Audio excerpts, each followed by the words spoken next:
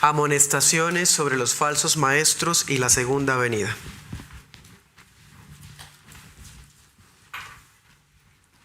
Como estamos acostumbrando, estaremos leyendo la carta en el transcurso de la enseñanza, porque pues es bastante extenso. Ya con los presaberes construidos hasta ahora, podemos interpretar adecuadamente el pasaje. A partir de ese capítulo de Segunda de Pedro, veremos cuál era la preocupación detrás de su carta. En la primera, las circunstancias que estaban aplastando a los peregrinos que venían de todas partes, incluyendo de sus propios corazones, lo preocupaban a él para que los hermanos no perdieran de vista sus características como ciudadanos del cielo. Y en esa segunda carta habíamos dicho que el enfoque cambió y hay detrás una preocupación diferente. Uno pudiese pensar, bueno, si la situación empeoró, ¿por qué no andó en el tema, hermano? Porque Primera de Pedro fue suficiente.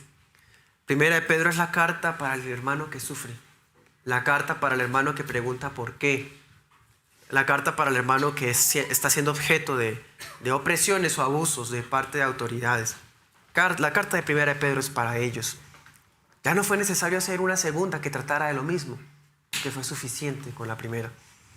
Entonces en esa segunda hay una preocupación distinta, y es un problema más terrible que el mismo sufrimiento, un problema más terrible que las mismas pruebas.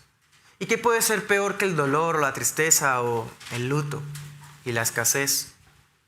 Hay algo peor, hermano: las herejías. Las herejías de los falsos maestros.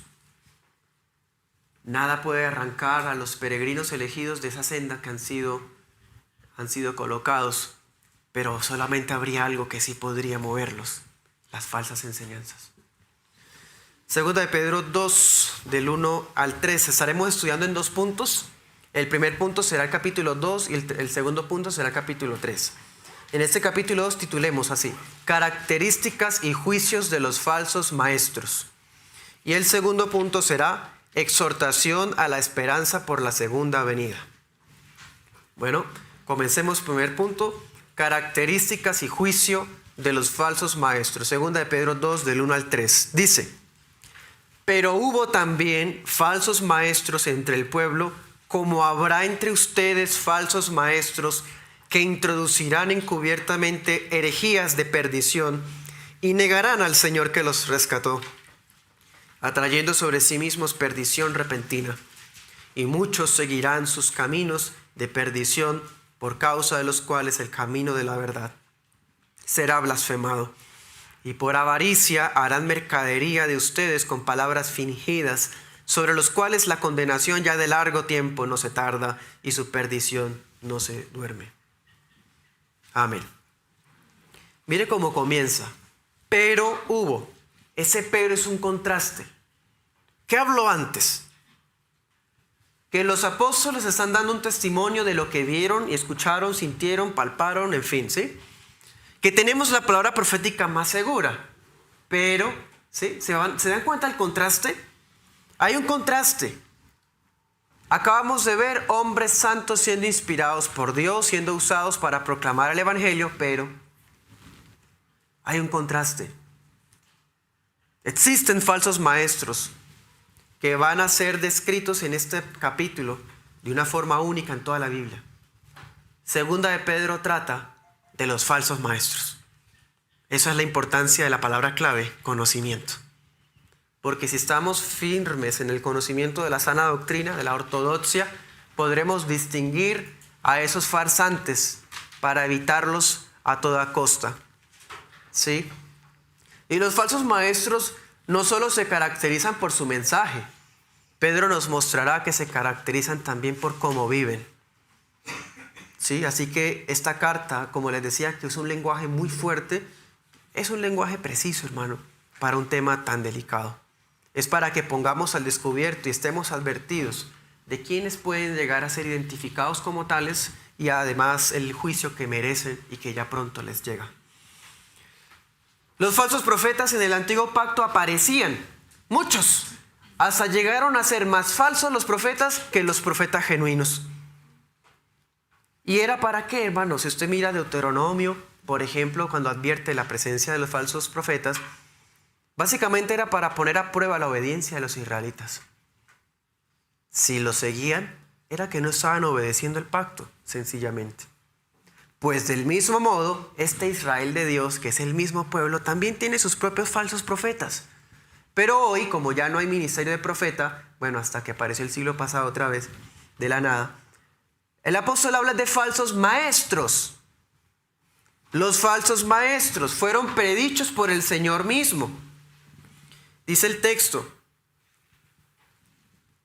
habrá entre ustedes, ¿sí?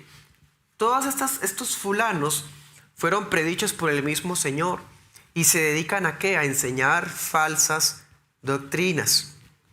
Dice, introducirán encubiertamente herejías. Son bastante disimulados o agazapados en cómo introducen. El término griego que usa Pedro acá es como cuando uno en este momento de la historia piensa en las minas antipersona. Eso, trampas explosivas, peligrosas, mortales, que pueden destruir un rebaño. Así son las herejías de un falso maestro. Y a este punto, hermano, que hemos estado estudiando las cartas, ¿cuáles son las doctrinas fundamentales para el apóstol? ¿Qué hemos visto? Sola gratia, Trinidad, deidad de Cristo, segunda venida de Cristo, inerrancia a las Escrituras, ¿cierto? Una y otra vez hemos visto eso. El llamado de la santidad de los peregrinos, la elección por gracia, bueno, todo este tipo de cosas que son importantes. Bueno, el falso maestro se va a caracterizar porque encubiertamente empieza a contradecir todo eso. Él quiere explicar más lógicamente la Trinidad. Entonces empieza a decir que no, son distintas manifestaciones del mismo. O sea, más fácil, pongamos hacerlo más fácil y no seguir dogmas de hombres. Y así disimuladamente va cayendo en herejías. O empieza a decir, no, pero Jesús nació de la Virgen María pero era un hombre, solo que fue ungido con el Espíritu, encubiertamente negando la deidad de Cristo. Y así sucesivamente, así son los falsos maestros. Trampas mortales colocan con disimulo para destruir rebaños enteros y aseguran ser de Cristo. Dicen que fueron rescatados por Cristo, pero no se sujetan a su señorío en sus vidas. Niegan sus atributos divinos. Primera de Juan 2, 3.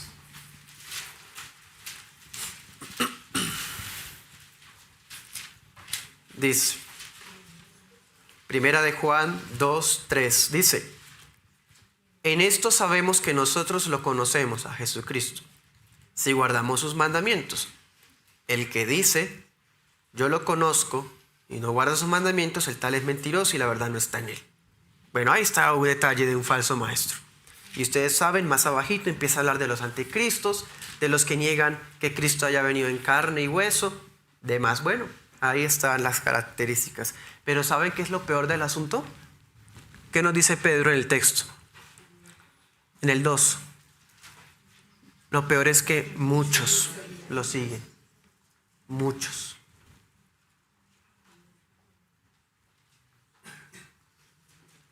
Sus doctrinas, sus formas de vida son replicadas fácilmente. Llevan una vida disoluta, son avaros. Hay una sentencia en contra de ellos. Y usted y yo podemos ver que prosperan. Los falsos maestros se enriquecen. Pero hay una sentencia ya dictada en la eternidad contra ellos. Pero de todas formas, muchos lo siguen. Mientras las iglesias pequeñas, sanas, siguen siendo pequeñas, o las iglesias sanas empiezan a diezmarse en número, las sectas crecen. Porque muchos siguen a los disolutos, dice Pedro. Disoluto es una expresión muy pesada. Hagan de cuenta que está hablando de un sodomita. Eso es lo que quiere decir. Sigamos, versículos 4 al 9. Porque si Dios no perdonó a los ángeles que pecaron, sino que habiéndolos arrojado al infierno con cadenas de oscuridad, los entregó a ser reservados para juicio, y si no perdonó al mundo antiguo, sino que guardó a Noé, pregonero de justicia, con otras 7 personas, trayendo el diluvio sobre el mundo de impíos, y si condenó a destrucción las ciudades de Sodoma y de Gomorra, reduciéndolas a ceniza y poniéndolas por ejemplo a los que habían de vivir impíamente, y libró al justo Lot, abrumado por la conducta disoluta de los perversos, porque este justo morando entre ellos afligía cada día su alma justa al ver y oír los hechos inicuos de estos. Sabe el Señor librar de tentación a los piadosos y reservar a los injustos para ser castigados en el día del juicio. Qué interesante, hermanos. Miren sobre todo el 9. La doctrina de la preservación de los santos tiene dos facetas. Una en la que se preserva a los escogidos y la otra en la que se preserva a los impíos para juicio. Qué interesante, ¿no? Los falsos maestros son imanes que atraen sobre sí la destrucción repentina. Claro, acabamos de decir que colocan minas y trampas. Bueno, Dios también les tiene a ellos sus propias minas, sus propias trampas. Si quieren intentar atacar el pueblo de Dios con disimulo, Dios también los destruirá a ellos de manera sorpresiva. Dios se encargará aún sin darse cuenta. En cambio, con los justos los preserva, los libra. A los ángeles caídos los lleva al tártaro, diría el apóstol usando un término, ahorita lo veremos. A Noé lo preserva, pero a toda la gente en los días del diluvio se los lleva con su justicia. A Sodoma y Gomorra, a Admá y Seboín, igual por su iniquidad, son destruidos, pero reserva a Lot. Ahí vemos las dos facetas, hermanos, del carácter de Dios. O me corrijo, las dos formas de Él ejecutar el juicio en la historia de la redención. A los justos los preserva y los libra, y a los otros los preserva para juicio. ¿Sí? Sigamos, 10 al 16. Y principalmente a aquellos que siguiendo la carne andan en concupiscencia de inmundicia y desprecian el señorío, atrevidos, contumaces, no temen blasfemar de las potestades superiores, mientras que los ángeles que son mayores en fuerza y en poder no pronuncian juicio contra ellas delante del Señor. Mas estos, blasfemando de las cosas que no entienden, como animales irracionales, nacidos por naturaleza para presa y destrucción, perecerán en su corrupción, recibiendo el pago de su injusticia, ya que tienen por delicia poder gozar de deleites cada día. Estos son suciedades y manchas, los cuales comiendo con ustedes se recrean en sus errores. Tienen los ojos llenos de adulterio, no cesan de pecar, seducen las almas de los inconstantes, tienen el corazón ejercitado en codicias, siendo hijos de maldición. Han dejado el camino recto y se han extraviado siguiendo el camino de Balaam, hijo de Bosor, quien amó el salario de injusticia y fue reprendido por su iniquidad, pues una muda bestia de carga, hablando con voz de hombre, refrenó la locura del profeta. Qué diciente, ¿no? Y todas las expresiones que usa son muy fuertes, ¿no, hermanos? ¿Dónde queda la mansedumbre, apóstol Pedro? ¿Dónde queda la gracia, el evangelio, el amor? Hermanos, estamos llamados a mostrar afecto fraternal a la iglesia, mostrar amor hasta a los enemigos que nos hacen daño, pero la Biblia no habla de mostrarle amor al falso maestro. Cuando se trata de alguien que quiere destruir la iglesia local, de introducir enseñanzas falsas, eso no merece ningún tipo de amor. Merece ser tratado como debe ser, así como lo describe Pedro de manera fuerte, hasta le dice en el 13, por ejemplo, suciedades y manchas. Y así sucesivamente, hermano, que uno dice, wow, ¿cómo se refiere Pedro a ellos? Se le salió el pescador del viejo hombre. No, hermano, eso es inspirado por el Espíritu Santo. Y a veces necesitamos que se hable así para que tengamos claridad de las cosas y no maquillarlas ni adornarlas con colores. Los falsos maestros son cínicos. Ellos pueden participar de los ágapes, de los almuerzos que la iglesia hace con sinceridad y amor. Ellos pueden estar ahí y en medio de la fraternidad empezar a hacer sus chistes o sus comentarios o hacer sus ideas de herejías.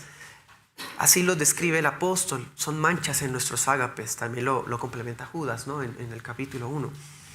Pedro los describe como adúlteros, pedófilos de corazón, Y saben, a pesar de ese tipo de vida que llevan, son persuasivos.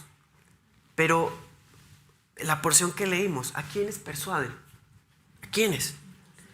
A los inconstantes. Ay, ya vemos por qué es la importancia de añadir a la fe virtud y conocimiento y templanza. Porque el que es ciego, miope, olvidadizo, es el primero en seguir al falso maestro. Lo va a seguir. Porque el falso maestro persuade al inconstante. El falso maestro es pragmático. Es decir, él sabe qué son las cosas que sí funcionan. Pero tantos años y los mismos, no, yo tengo estrategias mejores. Es más sabio, más inteligente que legado de años y décadas. Sí, se empezó más sabios. Y sí, y hasta pueden hacer y lograr muchas cosas y crecer, irónicamente. Pero ya sabemos que hay detrás, pues que muchos siguen la disolución de esta gente, porque el evangelio que ofrecen es fácil, liviano. No es un peregrinaje, no es una fe preciosa. Son insumisos, son desafiantes, tanto que hasta se atreven a proferir malas palabras contra las potestades superiores. Y ahí uno los ve reprendiendo al diablo todos los días, atando espíritus. Y en esos días, yendo a una cita de las últimas ya del prenatal de mi esposa, con mi esposa, el del vehículo tenía una canción que decía que las avispas que le piquen en la cara. Ya se imaginarán cuál es. Y yo decía, ¿cómo cantan como bestias irracionales hablando de las potestades superiores? Y hacen sus fiestas jocosas cantando canciones que dicen blasfemias y herejías. Y es cristiano. Bueno, esos son los falsos maestros. Y no solamente profieren palabras contra los demonios, porque hermanos, por más caídos que sean, siguen siendo ángeles. Y aquí Pedro le está diciendo potestades superiores. O sea, la iglesia no ha sido llamada a enredarse en misticismos y supersticiones de atar, desatar espíritus. ¿Quién dijo eso? Ese es el papel de los ángeles, no de nosotros. Y peor, si esta gente se atreve a hablar así de ángeles, ¿qué cosas dice Pedro que ni han visto ni entienden? ¿Qué espera uno que hablen contra los pastores de las iglesias bíblicas? Son insumisos, no se sujetan, igual que los de Primera de Pedro. Bueno, estos acá son como el filtro. La persecución sacó a la luz quiénes eran los falsos maestros. Quieren imponer sus pareceres. Y de estos hermanos es que surgen ministros que rechazan toda confesionalidad ortodoxa y bajo el pretexto de que no seguir a hombres, se siguen a sí mismos porque se inventan sus propias confesiones. No, pero yo no sigo a hombres, yo no tengo que leer nada de eso de Calvino y esas cosas. No, pero se sigue a sí mismo, eso es peor. Rechazan toda unidad eclesial, rechazan toda denominación y es que yo no soy de Pablo, ni de Pedro, ni de Apolos. Yo no tengo denominaciones. Pues claro que no las tiene porque ninguna le sirve. Y ninguna se acomoda, por eso es. Realmente tiene una vida desordenada. No se sujeta a nada ni a nadie, más que a su propio corazón engañoso. Pero a esos muchos los siguen. Muchos. Muchos que no siguen a hombres, siguen falsos maestros. 17 al 20.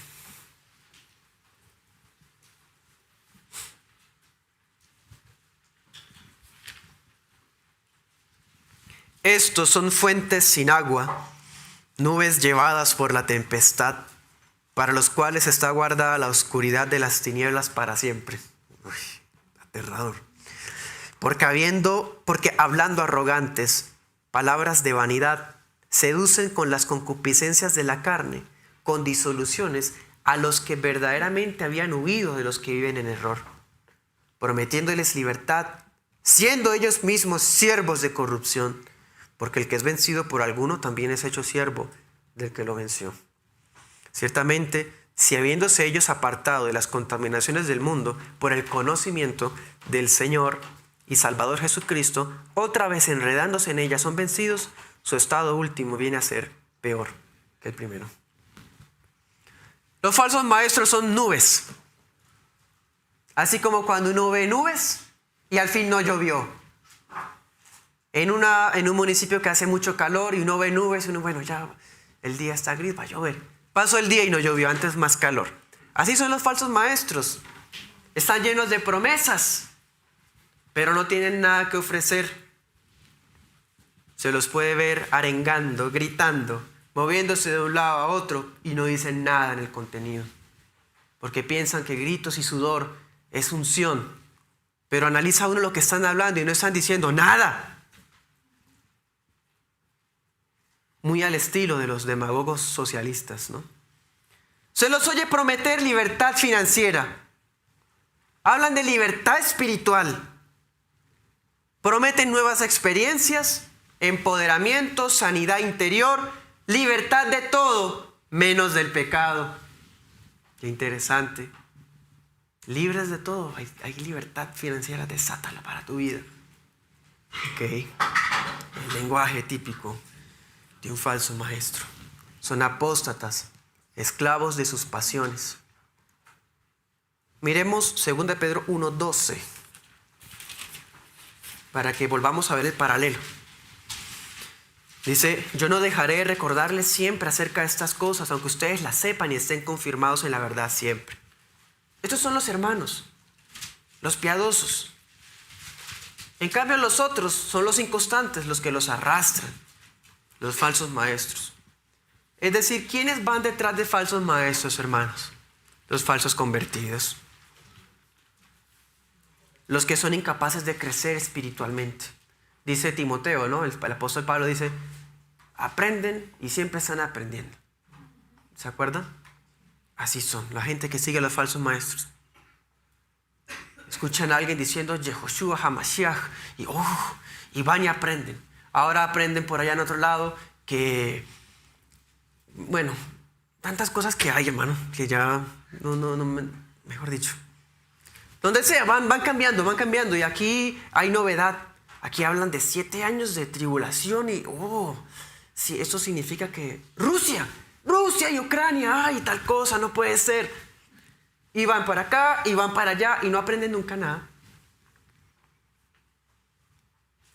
Así que a ese tipo de personas los arrastra el mensaje de los falsos maestros, porque el mensaje de los falsos maestros es autocomplacencia. Aquí no hay cruz, en el mensaje de los falsos maestros no hay cruz que seguir. Aquí no hay aflicciones, o sea, Dios te ama, tiene un plan maravilloso contigo, no quiere que sufras, tú eres el hijo del rey, vas a ser prosperado. Sí, promesas y promesas. No hablan de dominio propio.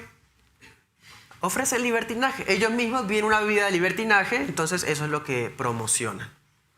¿Sí? Sigamos, 21-22 del capítulo 2 dice, mejor les hubiera sido no haber conocido el camino de la justicia, que después de haberlo conocido volverse atrás del santo mandamiento que les fue dado. Esto aplica para ambos, ¿no? Tanto para el falso maestro, que es apóstata, como a los seguidores, que los arrastró de la iglesia sana. Versículo 22, pero les ha acontecido lo del proverbio verdadero, el perro vuelve a su vómito y la puerca lavada a revolcarse en el cieno. Muy fuerte, hermano. Porque los falsos maestros, junto con sus seguidores, nunca son descritos como ovejas. Jamás. No fueron ovejas pastoreadas por el Cordero. No fueron salvos que perdieron su salvación. Es más, Pedro no les dice ovejas. Pedro les dice perros y cerdos. Los falsos maestros no solo son mentirosos, son imprecisos doctrinalmente, sino que también son hombres abiertamente descalificados para el ministerio. Pero en nombre del amor, siguen estando allá en los lugares de liderazgo. En nombre del falso amor, los incautos los siguen colocando en un pedestal. Estas advertencias, hermanos de Pedro, son muy fuertes, pero sirven es para hacernos ver la gran responsabilidad que lleva a conocer el Evangelio. Porque habrá mayor condenación para aquellos que conocieron y recayeron, no solamente en el pecado de su pasado, sino que recaen en falsas doctrinas. Para ellos hay condenación, mayor condenación, habiendo sido iluminados con estudios bíblicos o incluso habiendo ocupado posiciones en iglesias bíblicas. Y aún así terminan cayendo, recibirán un juicio peor. Lucas 12, 47, se los leo, dice así: aquel siervo que entendió la voluntad de su Señor y no se preparó ni hizo conforme a su voluntad, será azotado mucho. ¿Sí? Mas el que no entendió e hizo cosas dignas de azote será azotado poco. Porque a todo aquel a quien le fue dado mucho se le demandará, y al que encomendaron mucho más se le pedirá.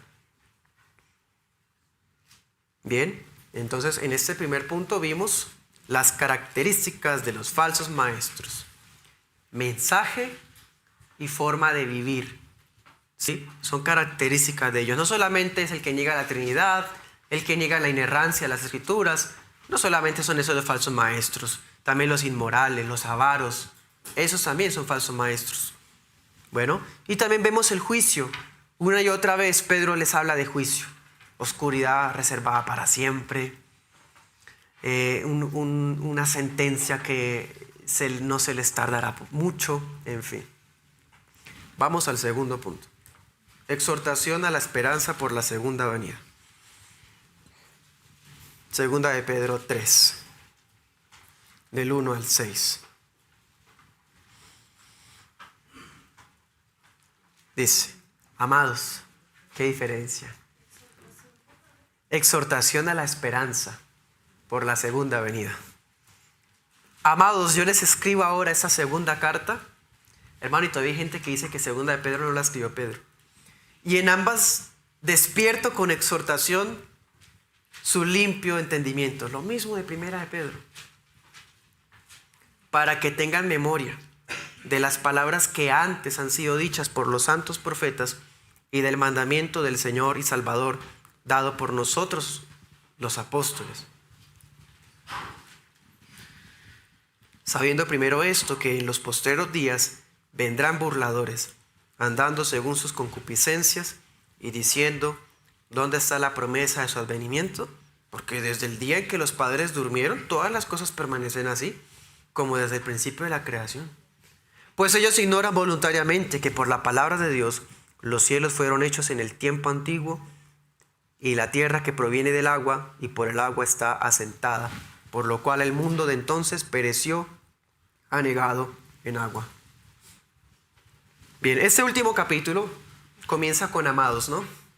Los peregrinos elegidos son amados por el Señor. Cambia de una vez ese lenguaje, ¿no?, tan pesado que estaba usando. Claro, esos hermanos son caracterizados por algo, son constantes en la piedad, son firmes en las verdades fundamentales. Aquí los vemos: les despierto con exhortación su limpio entendimiento, una mente regenerada. ¿Sí? Ellos habían recibido las verdades fundamentales, estaban afianzados en ellas. Ellos son amados. Mientras los falsos maestros están atestados de lascivia, avaricia, engaño, la mente de los santos está limpia, gracias al poder de la sangre de Cristo. La sangre de Cristo nos lavó, hermano. Quitó esa basura que traíamos antes. Ese hermano que estuvo enredado en el gnosticismo, ahora es libre. Ese hermano que estuvo enredado en el Islam, o que estuvo enredado en las sectas judaizantes, o en la secta adventista, o la secta arriana, los testigos sin Jehová, fue libre, está lavado por la sangre de Cristo. Ya la forma como interpretar la escritura cambió, porque tiene una mente renovada. ¿Sí? Pues bien, los postreros días estarán marcados no solamente por la hostilidad contra la iglesia, sino también porque aparecen burladores y libertinos por doquier. Claro, hermanos, los falsos maestros no tienen problema en decir que Génesis del 1 al quién sabe dónde, porque ya ni saben, Que Génesis capítulo 1 no es real, que eso es metafórico. No fueron 6 días. Uno les pregunta, bueno, pero entonces ¿a partir de dónde Génesis es historia? No, es a partir, unos dicen que del 7, otros del 12, otros que del 1. Adán y Eva no fueron reales. O sea, el falso maestro no tiene problema en negar la escritura. El falso maestro no ve inconveniente. El falso convertido no ve inconveniente en negar la importancia de detalles históricos que la Biblia establece. ¿Sí? Entonces Pedro sabe, estas personas que niegan, ponen en entredicho los relatos bíblicos, ponen en entredicho la segunda venida. Y esos burladores dicen es que han pasado 2000 años. Jesús no ha llegado. Debe ser que la iglesia lo entendió mal todo este tiempo. La manera correcta es la que yo llegué. Estuvieron equivocados 21 siglos, pero mi interpretación sí es la verdadera y empiezan a establecer, a inventarse su propio sistema, como ha sido la moda desde hace un buen tiempo. Bueno, estamos en el 3, versículos 7 al 9. Dice, mas los cielos y la tierra que existen ahora son conservados por la misma palabra, guardados para el fuego en el día del juicio y de la perdición de los hombres impíos. Mas, oh amados, otra vez amados, no ignoren esto, que un día delante del Señor es como 1000 años como un día. El Señor no retarda su promesa, como algunos la tienen por tardanza, sino que es paciente para con nosotros, no queriendo que ninguno perezca, sino que todos vengan al arrepentimiento.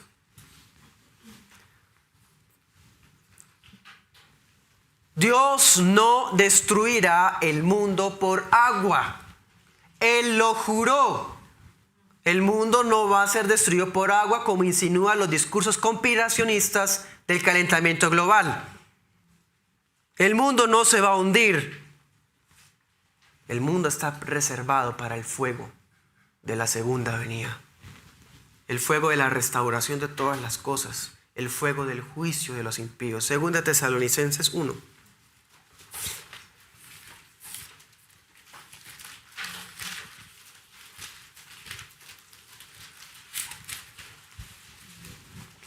Uno 7 dice, a ustedes que son atribulados, Dios les va a dar reposo con nosotros cuando se manifiesta el Señor Jesús desde el cielo con los ángeles de su poder en llama de fuego para dar retribución a los que no conocieron a Dios ni obedecen al evangelio de nuestro Señor Jesucristo. Segunda Tesalonicenses 1, 7 al 8. Cristo viene. Y Él traerá reposo para nosotros, los que fuimos atribulados, perseguidos, ultrajados, calumniados, a ese hermano que castigaban con palos, haciendo las cosas bien, a esa hermana que el marido nunca se convirtió. Bueno, ellos recibirán reposo. Ella no tuvo que dejar al marido porque estaba en yugo desigual, como si el pacto del matrimonio se pudiera romper de esa forma. Van a recibir consuelo, peregrinos elegidos. Pero esa misma venida que será consuelo para nosotros va a ser el terror de los impíos. Porque Cristo viene en llama de fuego. Esa llama de fuego cubrirá la creación. La purificará. A Dios no le afecta el tiempo, hermanos. Así que retardar promesas para el Señor no existe. Somos nosotros cuando nos embarga la ansiedad o la impaciencia que sentimos que se demora. Señor, te he servido por más de 10 años y la iglesia sigue pequeña. Se tarda tu promesa. ¿Por qué? No, hermano, no se está retardando. Para el Señor no existe el tiempo. A Dios no le afecta el tiempo. Es más, dice Pedro, en realidad no es que esté tardándose. En realidad, ese tiempo presente que para nosotros parece tardanza, en realidad es paciencia. Paciencia de Dios. Porque es que hay algunos que fueron escogidos que todavía no han sido rescatados del pecado. Hay escogidos que todavía están en el mundo, que todavía no se les ha hablado el evangelio. El Señor no es que retarde la promesa, sino que es paciente porque Él quiere que ellos sean salvos. Y otra cosa, hay escogidos que fueron arrastrados por falsos maestros también. Hay escogidos que fueron perezosos, miopes y ciegos, olvidadizos. Y como no añadieron a la fe virtud, conocimiento, templanza, afecto fraternal y amor, pues se los llevó un falso maestro. Bueno, el Señor es paciente por ellos. Vemos, hermanos, la importancia de evangelizar. ¿Qué tal Dios nos use para traer esos escogidos? Y ahorita veremos que el apóstol dice, apresuren la venida de Cristo. ¡Wow! ¿La apresuramos cómo? Así. Nuestra convicción, y miren este detalle, ¿no? El falso maestro pone en entredicho la Biblia, el testimonio de los apóstoles. Ahora vemos que ponen en entredicho la segunda venida. Ponen en entredicho el juicio final. Mejor dicho, cuestiona todo lo que le conviene. Lo que le conviene. Porque es que la doctrina del juicio final, para nosotros, la convicción de la parusía, de la segunda venida de Cristo, se traduce en restricciones a nuestra vida. Es decir, si usted cree en el juicio final, si usted cree en la segunda venida, significa que vivimos a la luz del regreso de Cristo. Eso nos va a llevar a guardarnos de cosas, a abstenernos de los malos deseos, ¿cierto? Entonces es conveniente que el falso maestro diga que eso no es verdad. Para nosotros la segunda venida, la escatología no es cuestión futurista. Para nosotros la escatología es cuestión presente ya. Porque de acuerdo a mi escatología es la ética con la que vivo. ¿Sí? Debido a que tengo una convicción bíblica de que Cristo viene, entonces mi vida no es como a mí me parezca, sino como la voluntad de Dios me demanda. En cambio, el falso maestro, como no cree en la segunda venida, no cree en el juicio final, para el falso maestro el infierno no existe, Dios no castiga, Él es solo amor, todos seremos salvos de todas formas en algún momento. Pues fácil. Sigamos, 10 al 14. Pero el día del Señor vendrá como ladrón en la noche, en el cual los cielos pasarán con gran estruendo, y los elementos ardiendo serán deshechos, y la tierra y las obras que en ella hay serán quemadas. Puesto que todas estas cosas han de ser deshechas, ¿qué clase de personas deben ser ustedes en santa y piadosa manera de vivir, esperando y apresurándose para la venida del día de Dios, en el cual los cielos siendo encendidos serán deshechos y los elementos siendo abrasados se fundirán?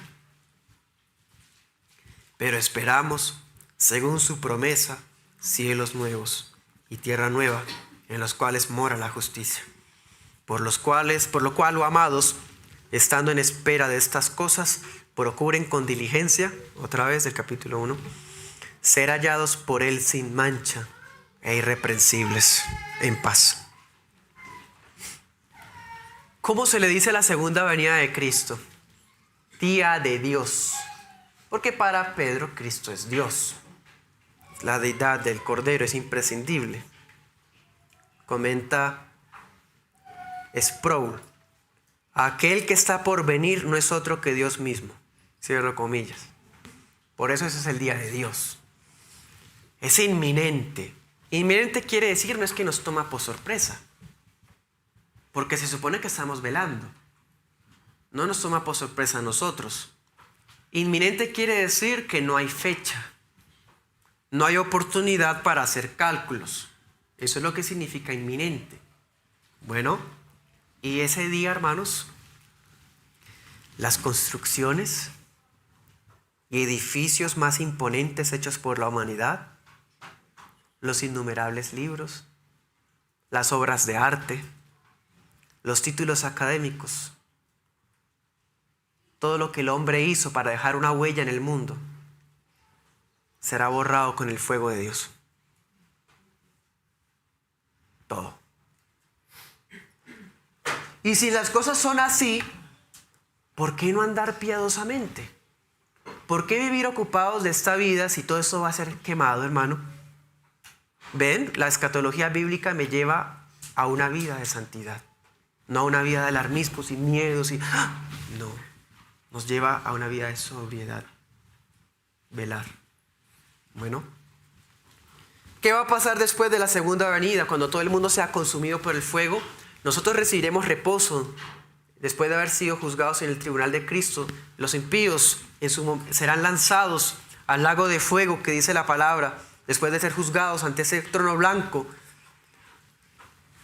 ¿Qué pasa después? Se inaugurarán cielos nuevos y tierra nueva. ¿Qué es esta misma tierra renovada de toda la basura del pecado?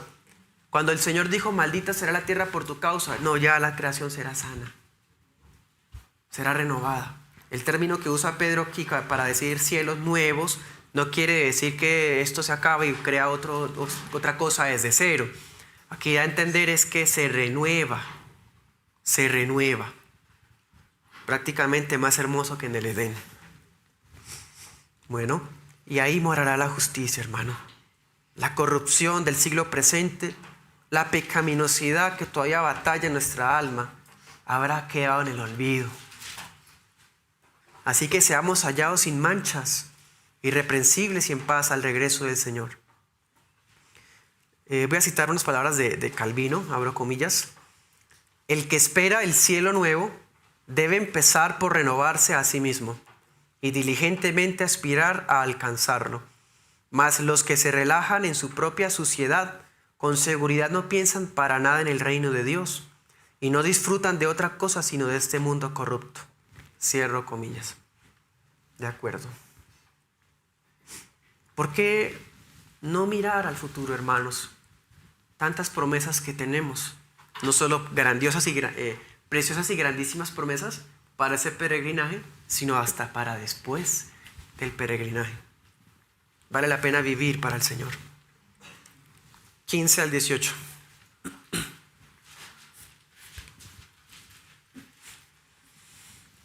Consideren que la paciencia de nuestro Señor es para salvación, como también nuestro amado hermano Pablo, según la sabiduría que le ha sido dada, les ha escrito. Como también en todas sus epístolas, en las que habla de estas cosas, entre las cuales hay algunas difíciles de entender, las cuales los indoctos e inconstantes tuercen, como también las otras escrituras para su propia perdición. Así que ustedes, oh amados, sabiéndolo de antemano, guárdense de que por el error de los perversos no sean arrastrados junto con ellos y caigan de su firmeza, mas crezcan en la gracia y el conocimiento de nuestro Señor y Salvador Jesucristo. A Él sea la gloria ahora y hasta el día de la eternidad. Amén.